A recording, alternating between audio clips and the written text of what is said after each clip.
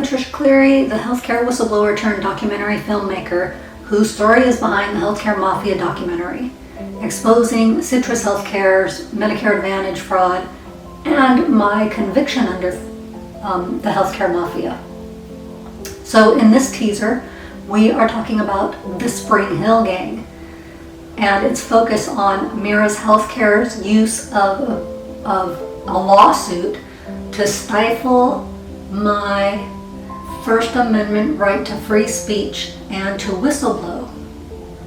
Mirra is a healthcare TPA for Secure, Sonder, Liberty, United, Solace, and they're suing me in Hernando County, Florida. And they're suing me not to win, but to silence me with a disgusting abuse of court process. They wanted me arrested to stop me from truth-telling. And here's the evidence.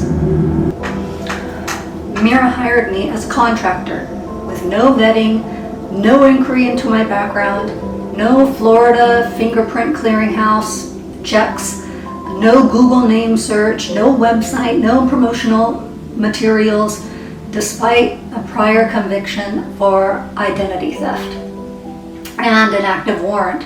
That's public.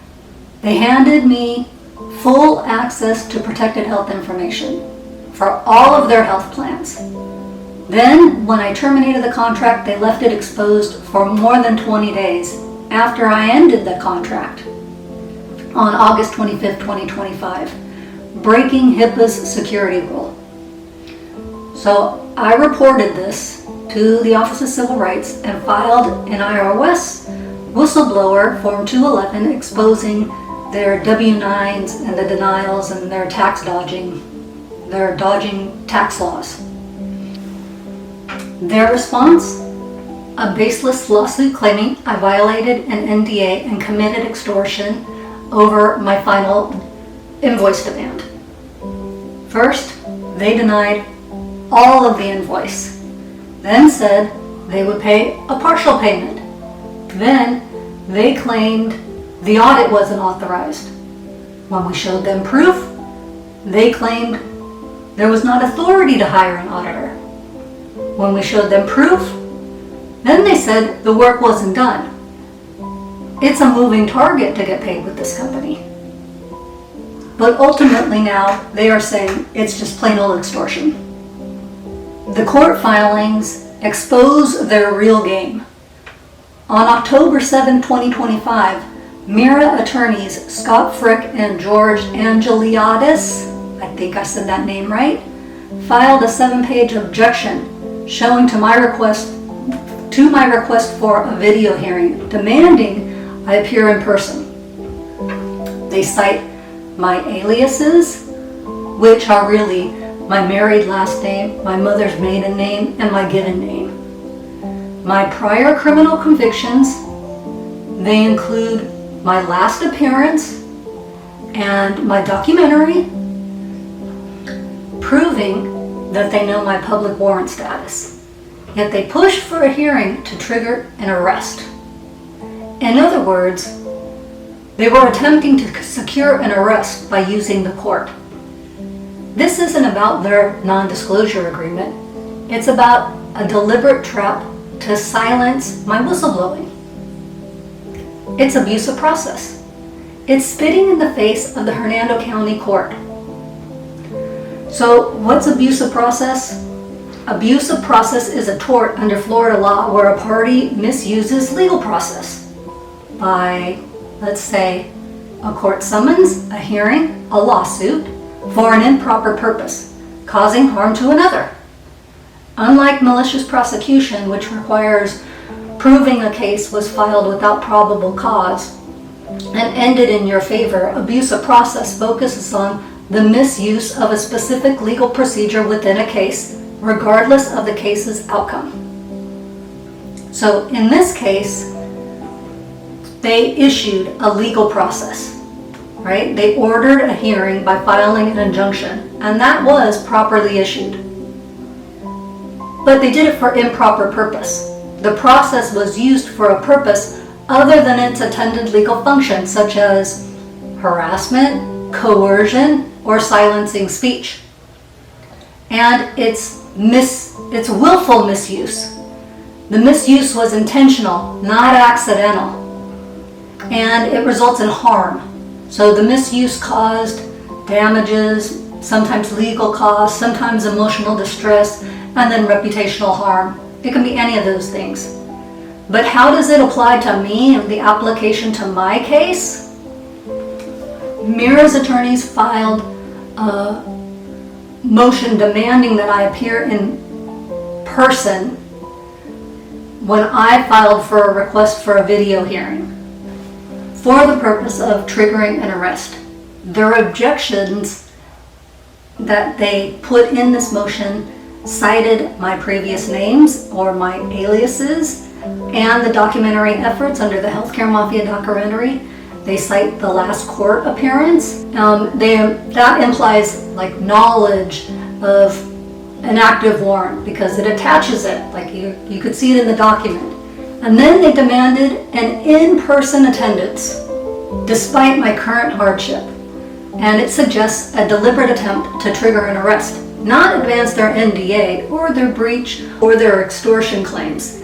And it aligns with silencing whistleblowers for what I claimed was HIPAA violations and my IRS filings.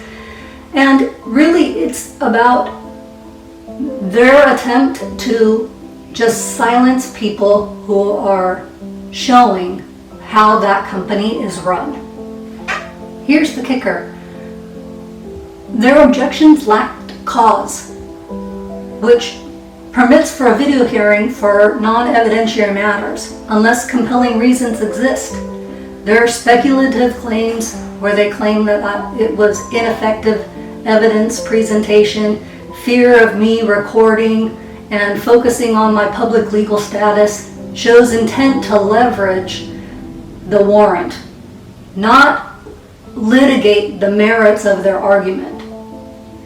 Their tactic was to cause harm, emotional distress, potential arrest risk, plus delayed payment of the invoice. Their tactics also went to go chill and banish protected speech. So how does this apply to this case? Mirra's objections focused on the documentary revealing a motive to punish my HIPAA complaint and to the OCR and my IRS filings, not to resolve a legitimate dispute over their non-disclosure agreement. Their warrant knowledge is implied by citing all of the what they claim their aliases or my previous names, submitting my court records, citing my appearance, my last appearance in court, and public advocacy. And it makes their in-person demand a clear arrest trap, meeting the abuse of process threshold. Florida courts have ruled similarly in cases where process was used to harass or coerce a person. Mirra's lawsuit is a sham. They claim extortion, but they show no evidence. They claim NDA breaches, but they can't prove a single violation. It's retaliation, plain and simple, for my HIPAA complaint and my IRS filings, exposing their failures on a routine basis. Florida law and federal whistleblower protections shield my right to speak about these issues, and their flimsy objections are a slap to scare me silent, but they're failing. So then the question becomes, can the judge level sanctions against the clown attorneys and Mirra? The statute allows for sanctions against a party or an attorney for filing frivolous lawsuits on claims or defenses that lack factual or legal support intended to harass or delay. Mirra's objections and their failing to provide good cause, relying on a baseless claim of recording fears or ineffective video evidence and irrelevant attacks on my public past criminal history, that openly puts on display for the world to see because I openly put it out there. Their objections lacked evidence for extortion or NDA breaches, And it all suggests really bad faith, especially since they admit no proof beyond my demand letter. Their warrant knowledge implied by my use of aliases, their attachment of all the court records, their reference to my last hearing, my documentary focus shows intent to misuse process, which do in fact support sanctions. If granted, I could recover some serious fees and other damages. The courts can impose sanctions on both Mirra and their attorneys, and if they knowingly pursued frivolous objections. And the more that Mirra attempts to evade the truth, the more damage they do to their own reputation. So what about the health plans? Secure, Sonder, Liberty, Ultimate, and Solus, you're equally responsible for Mirra's actions. You turned over all of your claims processes to them. Mirra is a first-level downstream entity. As HIPAA-covered entities, you're liable for Mirra's recklessness and their recklessness in contracting. They expose patient data and tax dodging claims, denials. Mirra's dirty courtroom tricks are going to drag you into audits and lawsuits. After all, the W-9 process falls squarely on the health plans, unless they held Mirra harmless for the W-9 process, which I doubt that they did. I'm fighting with the anti-SLAPP motion to crush Mirra's retaliation suit. Their arrest trap, their baseless claims, and abusive process won't stop me. In fact, I'm currently looking at whether I can file another counterclaim. It's a funny old world, isn't it? Mirra has hired 3 law firms now to deal with my videos and probably spent more than $100,000 to silence me. You've accused me of a crime against you and tried to stifle constitutionally protected speech, whistleblower protections, by attempting to trap me into an arrest. You should be embarrassed by your sloppy business practice of hiring a felon with identity theft charges, a warrant, and not showing real concern for the PHI.